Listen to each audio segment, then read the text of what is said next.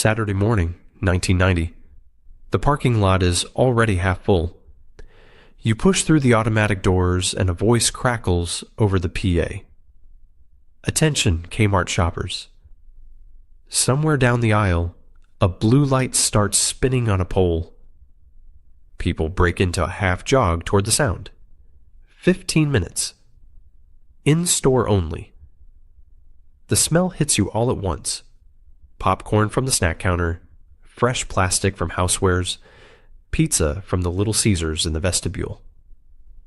The layaway counter has a line. Families putting Christmas on hold with a $5 deposit and a stapled ticket. The store is alive, loud and warm and completely ordinary. This is what a peak looks like. Now cut to 2026. The Kendall Lakes Shopping Center in Miami, Florida. The last Kmart on the mainland United States. It's the size of a neighborhood pharmacy. Most of its original floor space is leased to an at-home store next door. What used to be the garden center's what's left of Kmart. 3 stores remain. On Earth. Here's the part most people don't know. Kmart didn't lose to Walmart. Kmart had a 30-year head start on Walmart. Kmart and Walmart opened their first stores in the same year, in the same season, 4 months apart. For 3 decades, Kmart crushed them. By 1981, there were more than 2,000 Kmart stores. Walmart had a few hundred. Then, in a window of about 10 years, Kmart gave the lead away. This is the story of how. In the spring of 1962, 3 stores opened their doors for the first time in 3 different corners of America. March 1, 1962. Garden City, Michigan. The corner of Ford Road and Middle Belt. 80,000 square feet of merchandise. The first Kmart in the world. May 1, 1962. Roseville, Minnesota. A 135,000 square foot discount store with a red and white bullseye logo, dreamed up by a publicity director who had tested more than 200 names before settling on this one. The first target. July 2, 1962. Rogers, Arkansas. A small-town retailer named Sam Walton, who most people outside of Arkansas had never heard of, unlocked the doors of the first Walmart. 3 stores. Same year. Same bet. 4 months separated the first from the last. One of them would become the largest corporation in the world. One would become the stylish alternative that middle-class Americans could shop without apology. One would die. Here is what gets forgotten. Kmart should have won. It wasn't a startup. It was the retail arm of the S.S. Kresge Company, a 63-year-old American institution with 753 stores, deep pockets, and a name that had been on American storefronts since before the First World War. Walmart was an idea in Arkansas. Target was a gamble by a department store chain in Minnesota. Kmart was the incumbent. So how does a company that led American discount retail for 30 years end up with 3 stores left on Earth? The answer begins in a Rhode Island textile mill with 2 men who stood in the same aisle on the same afternoon and built completely different futures from what they saw. Sebastian Sparing Kresge was a Pennsylvania traveling tineware salesman who studied his customer, Frank Woolworth, then opened his own Five and Dime in downtown Detroit in 1899. The company that would become Kmart was born in that single storefront. Kresge was famously cheap. One of his favorite quotes, "I've never spent more than 30 cents a day for lunch in my life, and it hasn't killed me." By 1912, he had 85 stores. By 1929, he had 597. By the end of the 1950s, the Kresge chain had more than 700 locations across America. But the model that built it was dying. Downtowns were emptying. Suburbs were filling. The Five and Dime was built for foot traffic that no longer existed. The man tasked with saving Kresge was a career company executive named Harry B. Cunningham, named president in 1959. His assignment was simple and impossible. Figure out what comes next. In 1961, Cunningham traveled to Cumberland, Rhode Island, to study a pioneering discount store called Ann and Hope. It operated out of an old textile mill, self-service, shopping carts, almost no sales clerks. Ann and Hope was doing $40 million a year out of a 100-year-old building. The same year Cunningham walked those aisles, another visitor came through the same store. A small-town retailer from Arkansas named Sam Walton. Both men left Rhode Island with the same idea. Within a year, both of them would open their first discount stores. Cunningham went back to Detroit and convinced the Kresge board to bet $80 million, an enormous sum at the time, on a new kind of store. Big box, suburbs, self-service, low prices on name brands. He named it Kmart. The K for Kresge. March 1, 1962. The doors opened in Garden City. In year 1, 18 stores. By 1966, 162 Kmarts, operating alongside 753 surviving Kresge Five and Dimes. Corporate sales crossed $1 billion for the first time. Sam Walton, the other man who had stood in that Rhode Island mill, was watching. Decades later, he would say of Harry Cunningham, "He should be remembered as one of the leading retailers of all time." Walton said he visited Kmart stores constantly. They were the laboratory. They were better than we were. The student was studying the master. The master didn't know he was being studied. In 1965, a Kmart assistant manager in Fort Wayne, Indiana, rigged a blue police-style light to a 2x4. He wheeled it into the aisle, grabbed a microphone, and announced a 15-minute in-store sale over the PA. Attention, Kmart shoppers. The blue light special was born. Every Kmart in America started running them. The phrase entered the American language.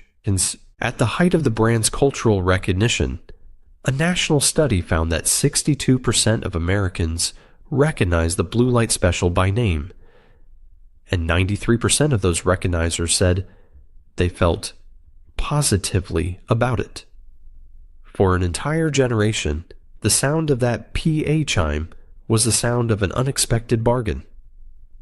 Kmart was expanding at a pace American retail had never seen before.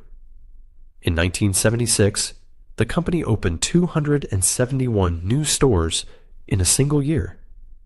17 million square feet of new retail space built in 12 months. No retailer in history had done it faster. In 1977, the SS Kresge Company was officially renamed Kmart Corporation. The discount chain was producing 94.5% of the company's sales. The name Kresge, which had been over American storefronts for 78 years, came down.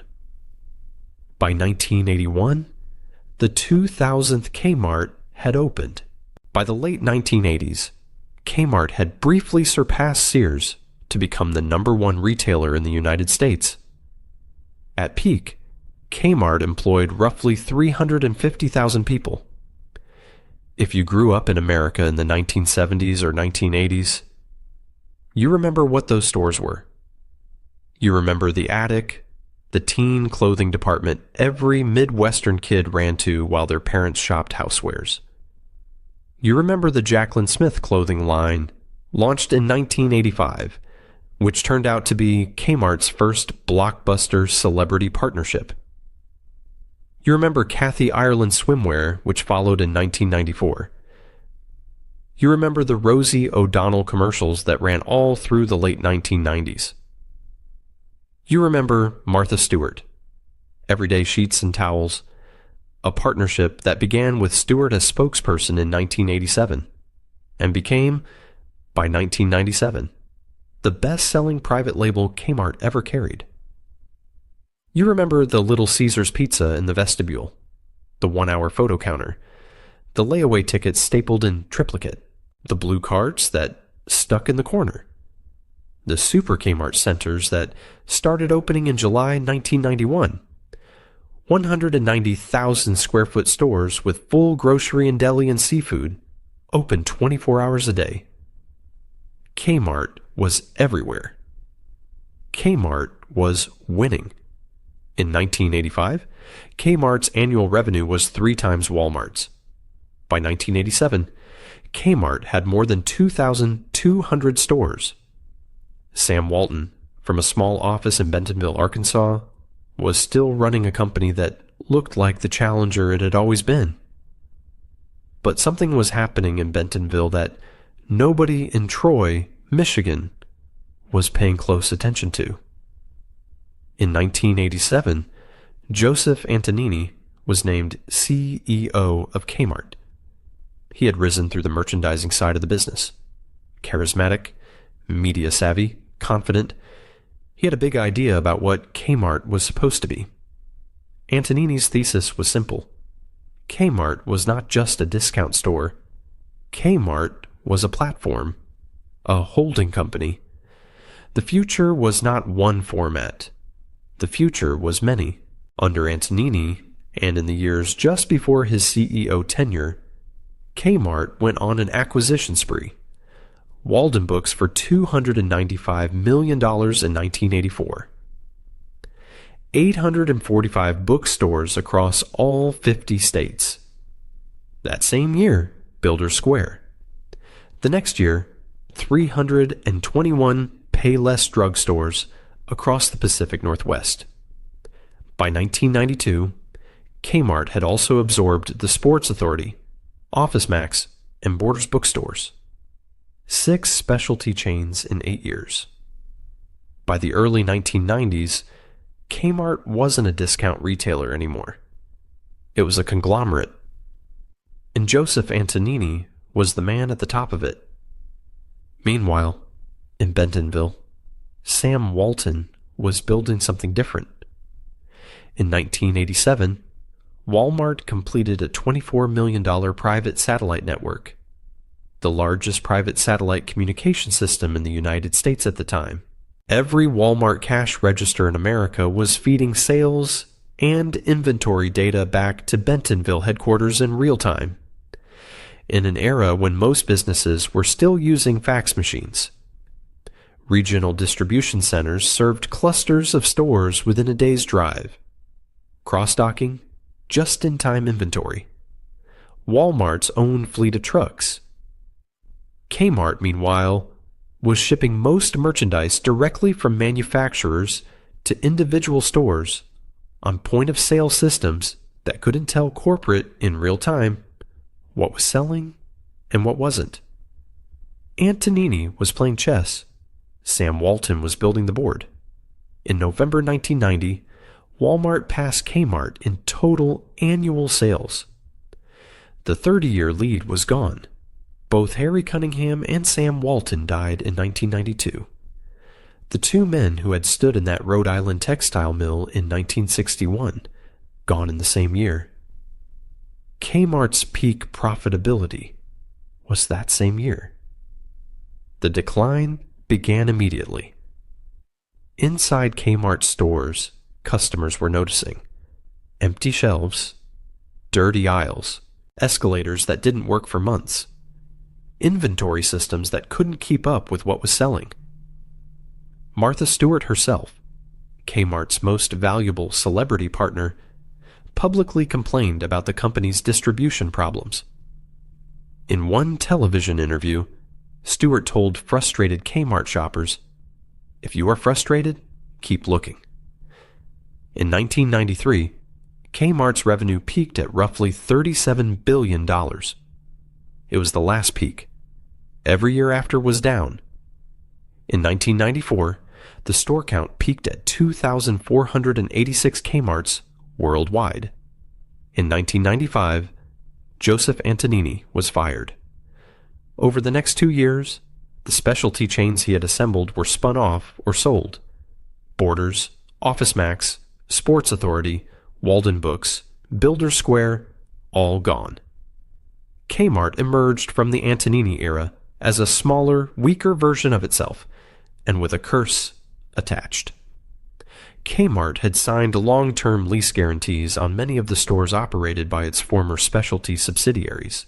When the new owner of Builders Square went bankrupt in 1999, Kmart took a $354 million charge to cover leases on stores it didn't even operate anymore.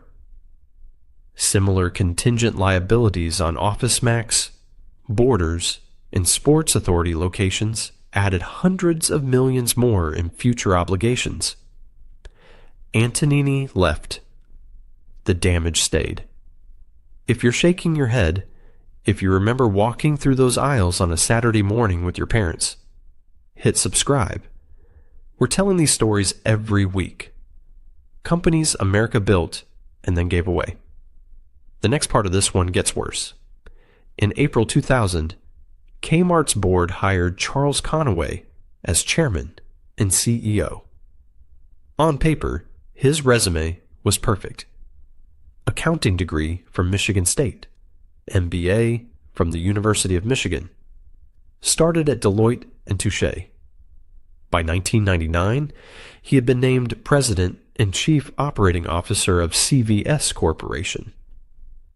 Financial analysts applauded when Kmart announced the hire. Conaway was credited as the architect of the restructuring that had turned CVS into one of the fastest-growing pharmacy chains in America. He was going to do the same thing for Kmart. Within weeks of his arrival, Charles Conaway was given a $5 million personal loan by Kmart's own board. Similar loans were extended to other senior executives, structured to be forgiven if certain performance targets were met. The SEC would later describe, in plain language, how that money was spent. Boats, airplanes, home renovations, and other luxury items. Conaway brought in a Walmart veteran named Mark Schwartz to serve as president. The strategy they announced to the public was aggressive. Out Walmart. Slash prices. Flood the market with promotions. Win back market share on price alone. The problem was that Kmart didn't have Walmart's supply chain. Without Walmart's distribution centers, Walmart's satellite network, Walmart's truck fleet, every discount was a loss. Kmart was selling merchandise below its own cost to move it. Throughout 2001, the company's cash position deteriorated. Vendors started getting paid late. Then they started not getting paid at all. Conaway's response was to lie. The SEC's 2005 fraud complaint laid it out. Conaway and his chief financial officer, John McDonald, misrepresented the severity of Kmart's liquidity problems to vendors. They misrepresented the impact on the company's relationships with its suppliers. They misrepresented how many vendors had already stopped shipping product. They did all of this to investors, to analysts, and to their own shareholders. Internally, anyone who raised concerns was punished. Employees who questioned the numbers were demoted or transferred. The Detroit News would later describe Conaway's 2 years at Kmart as a program of deceit, intimidation, and unauthorized spending. In early January 2002, Fleming Companies, Kmart's major grocery distributor, demanded immediate payment of $78 million, or the trucks would stop rolling. The trucks stopped rolling. Shelves emptied in real time. On January 21, 2002, Kmart stock closed at 68 cents a share. 3 weeks earlier, it had been over $5. On January 22, 2002, Kmart filed for Chapter 11 bankruptcy in the United States Bankruptcy Court for the Northern District of Illinois. $16.3 billion in pre-bankruptcy assets. At the time of the filing, it was the largest retail bankruptcy in the history of the United States. In the weeks that followed, the first wave of closures took 284 stores off the map. A year later, another 326 were shuttered. Roughly 34,000 workers lost their jobs. Conaway was pushed out weeks after the filing. In 2005, the SEC charged Conaway with securities fraud. In 2009, a federal jury found he had misled investors about the company's financial health. His settlement with the government totaled $5.5 million. The man had been given $5 million in loans the year he destroyed the company. He paid the government $5.5 million in penalties. He walked away roughly even. The 34,000 laid-off workers did not. Kmart emerged from Chapter 11 on May 6, 2003, with $7.8 billion of debt wiped off the balance sheet. The brand survived. The trust didn't. A hedge fund manager from Greenwich, Connecticut, had been quietly buying Kmart's bankruptcy debt throughout 2002. When the company came out of Chapter 11, that man controlled 53% of the reorganized Kmart. He had paid less than $1 billion for it. His name was Eddie Lampert. He was 40 years old. He had never run a retail store in his life. If you saw our Sears video, you already know what happens next. In March 2005, Eddie Lampert took the Kmart he had bought out of bankruptcy and used it to acquire Sears, Roebuck & Company for $11 billion. The deal created Sears Holdings Corporation. That story, the asset stripping, the hedge fund logic applied to 130 years of American retail, the slow dismembering of a national institution, we've already told. What we haven't told is what specifically happened to Kmart. Between 2005 and 2011, Sears Holdings spent more than $6 billion on share buybacks while the stores deteriorated. In 2015, Lampert moved 235 Sears and Kmart properties into a real estate trust he personally controlled. Shareholders sued him for being on both sides of the deal. He settled for $40 million and kept running the company. In 2017, Craftsman was sold to Stanley Black and Decker for $900 million. Kenmore and Die Hard were licensed away. Between 2011 and 2016, Sears Holdings lost $10.4 billion. The store count collapsed. 3,500 combined Sears and Kmart stores at the 2005 merger. 2,705 by 2010. 687 by 2018. On October 15, 2018, the same day a $134 million debt payment came due, Sears Holdings filed for bankruptcy. Lampert stepped down as CEO the same day. At the time of the filing, Sears Holdings had roughly 68,000 active employees. It also had about 90,000 retirees in defined benefit pension plans. Those plans had a $1.4 billion funding shortfall. The Pension Benefit Guaranty Corporation eventually took the plans over, and many retirees saw their promised benefits reduced. In March 2019, weeks after Sears Holdings paid out more than $25 million in executive bonuses, the company ended life insurance benefits for 29,000 eligible retirees. That benefit had been worth between $5,000 and $15,000 per person. It was gone. 2 months later, Lampert threatened not to make $43 million in pension payments owed to 90,000 former Sears and Kmart workers.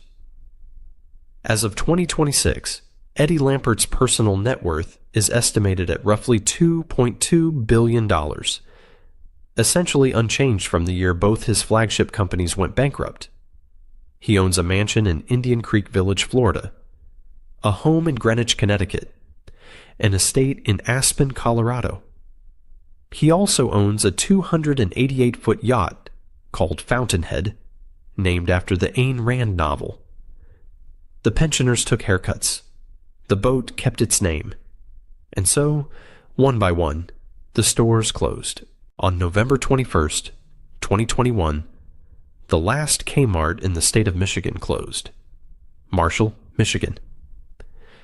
It was the state where the company had been born in a single downtown Detroit storefront 122 years earlier. On December 18th, 2021, the last Kmart on the West Coast closed, Grass Valley, California. On October 15th, 2022, the last Kmart in Puerto Rico closed at Plaza Las Americas in San Juan.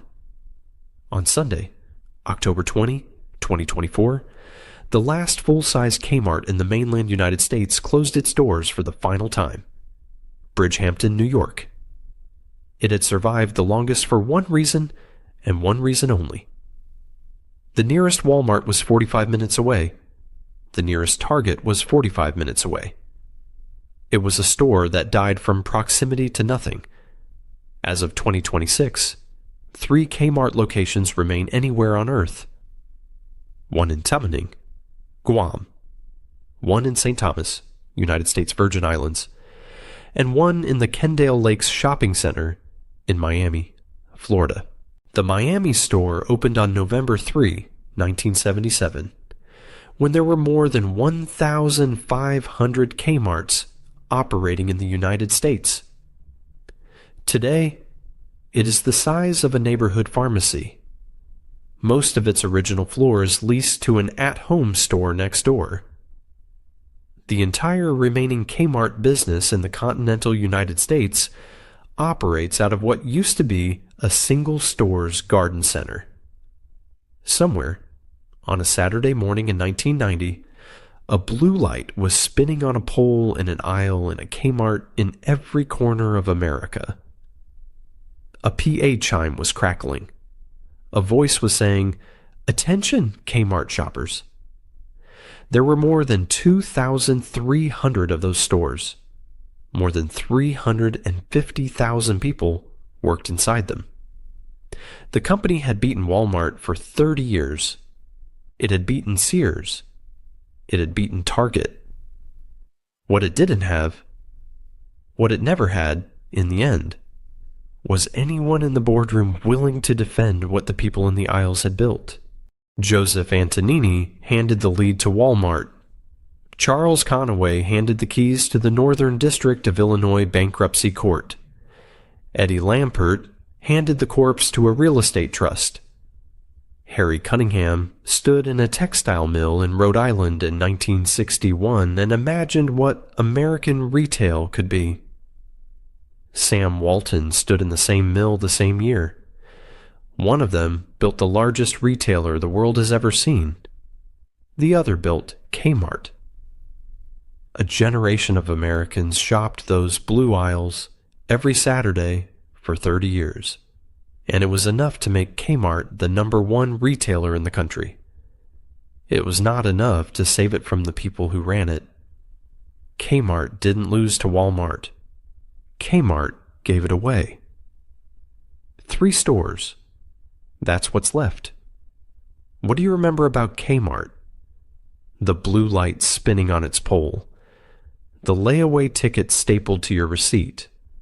The Saturday morning trip with your parents. Share your stories below.